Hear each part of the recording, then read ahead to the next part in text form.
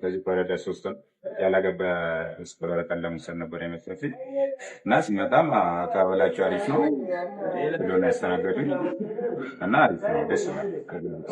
አገልግሎታቸውም አሰራራቸው ቀልጣፋ ነው፣ ጥሩ ነው፣ አሪፍ ነው።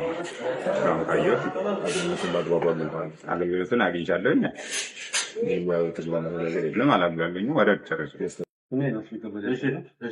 የመጣሁት በምታውቂያቸው ወሳኝነት ነው።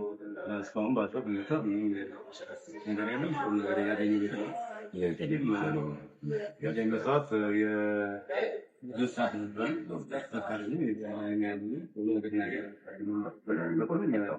አምስት ሁለት ነው። ያው ሲመጣ ሁሉም ነገር ያው ቀደም ብለን አሰናዝና የራትም አውጥተናል። አሁን በሴፍቲ ላይ ነው እየሰራን ያለን እና